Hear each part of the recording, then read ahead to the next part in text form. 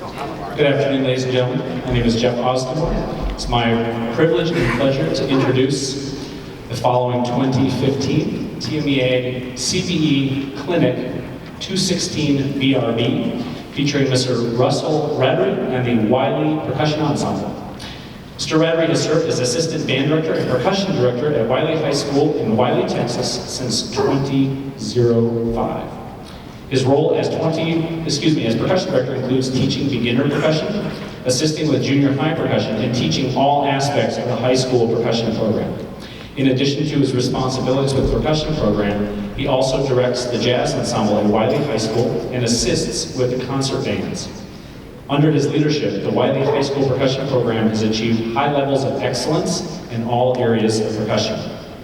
With the well-rounded percussionist being at the heart of the program, students excel at region band auditions in various solo and ensemble contests, drumline contests, and other extracurricular festivals and competitions. The Percussion Ensemble has won the Percussive Arts Society International Percussion Ensemble Competition and presented a showcase concert at the International Convention. The group has also been honored to perform at the Music for All National Festival in Indianapolis.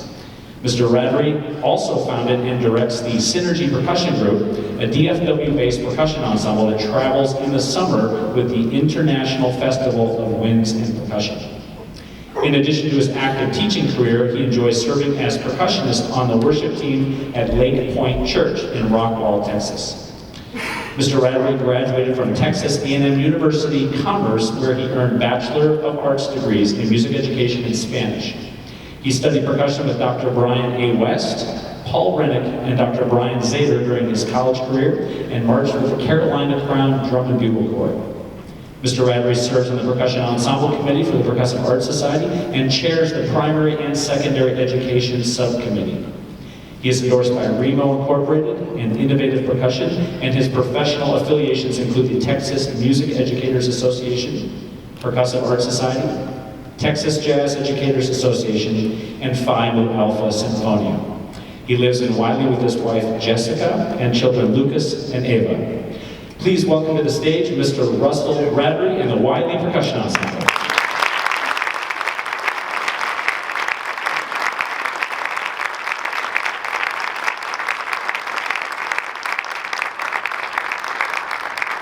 Thank you everybody for being here. I and the group, we are both very excited to present this clinic for you. I see a lot of my colleagues out here, and I hope we also have some band directors that aren't necessarily percussion instructors, because we've got a lot of good information for you today. So we're going to start off right away with the what, when, and how of incorporating percussion ensemble into your band program. We're going to hit points like the percussion instruments you need, rehearsal time and space, goals to work toward, like an end-of-year concert or other goals, and types of percussion ensembles that you might like for your group.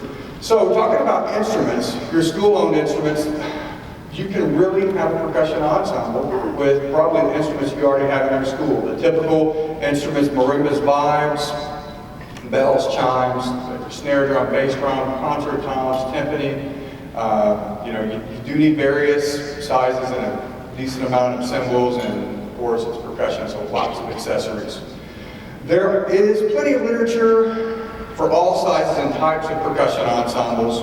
Oftentimes depending on if you have a limit on your instrument, you might have to double up students on marimbas or even xylophones or other instruments, and that's just fine. And at some point though, your repertoire is going to be limited to what you can choose to play based on what instrument you have. Many percussion ensembles call for a 5-octave marimba, but I think we all know that's pretty much standard even in our concert band literature these days, so at least at the high school level, and definitely in solo literature as well.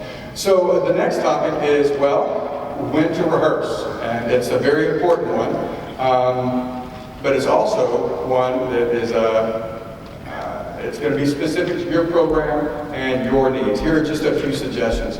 I think during the band class, where if you have an extra director, they can split off and teach your percussionist. That's going to really give an opportunity for them to get some information in greater detail on all the idiosyncrasies of all the percussion ensemble, the percussion instruments within the family. Also, they can rehearse during their normal sectional time, whether it's before school, after school, or during their class time. That's their sectional time. And one suggestion I suggest is that you get, especially during percussion ensemble season, get them all at once. Get all your percussionists in there at once and work through your exercise program, your techniques, and your percussion ensembles. And the band director and me comes out, and the first question is, what am I going to do? What about my band music? Well, Mr. Schrader, one of my assistants, had that question too, and brought to my attention that Mr. Ratterree, I was nervous about that, but this is the first year of Wylie. But, the first time I had my percussionists with the band, we were playing incantation and dance, and they just played. We didn't have to go over where to hit the couple block, or how to play that bass drum, or where that whip was supposed to be played. So that is something you can kind of rest assured that through that process, your concert bands are going to be, those needs are going to be met ahead of time. I kind of skipped around there, but wind players, whenever you're split in classes like that really is advantageous for your wind players too, because it gives them an opportunity to be more rhythmically independent and forces them to really take that role upon themselves and not rely on the percussion section behind them. Another aspect that might work is having a percussion ensemble class during the school day. It's like a regular class. Depending on your scheduling situation, maybe you can double block them. They can be in your concert band, and they can be in a percussion ensemble class too.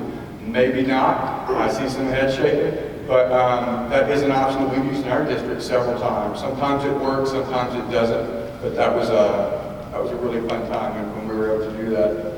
So if you don't have an extra director and you can't split off, we talked about some things there before or after school. And then the next thing we want to talk about is when is percussion ensemble season? Well, it's concentrated typically in the spring semester, and it's based on your festival schedules. You typically have an end of the year concert that you're preparing for, and the UIL and so on ensemble dates fall in February or early March, so that's a typical time for the season. The PAS, Percussion Ensemble competitions for high school and middle school percussion groups, those tapes are sent in by April 15th, so I know that's a big time for percussion ensemble as well. So they're concentrated in the spring semester, but there are opportunities in the fall as well. More and more drumline contests are offering solo and ensemble components to those contests, which are great. I know it's really fun for the kids to do something a little bit different at that time of year.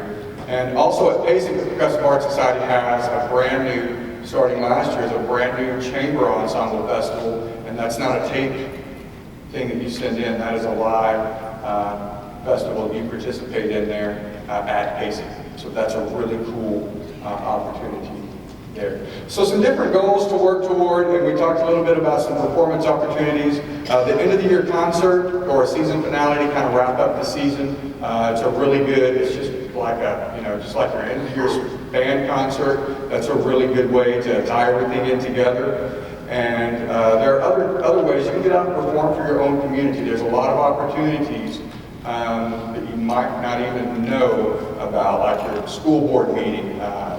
Perhaps they want your percussion ensemble to play there before a meeting opens up, or a local vendor, or somebody out in the community wants your ensemble to play to promote whatever they're doing. And it's a really good relationship there between the school district and the community.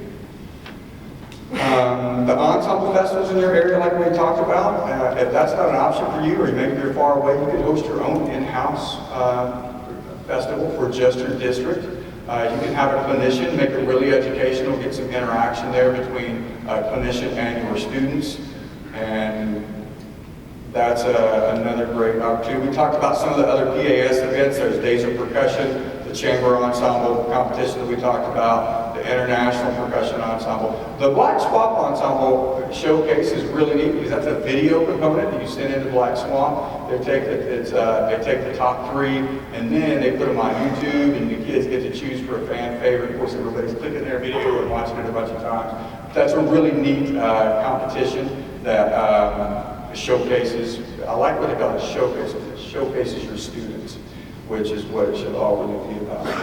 And then your UIL solo and ensemble contest. So we're going to talk about some other things as we go. We're happy to perform for you a little bit too. We're going to talk about some various types of percussion ensembles, and this is the first ensemble we're going to play. It's called The Dreamers of Dreams by Nathan Daughtry. It was just written last year.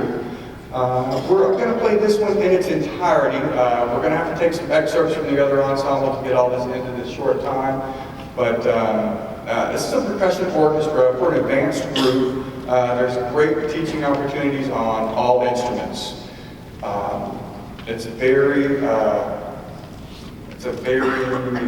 got a variety of as you'll hear, rhythmic and harmonic language. It uses the Lydian mode a lot, gets you out of just what you're used to hearing in a variety of tempo, tempi, and styles, and it uses the full range of dynamics.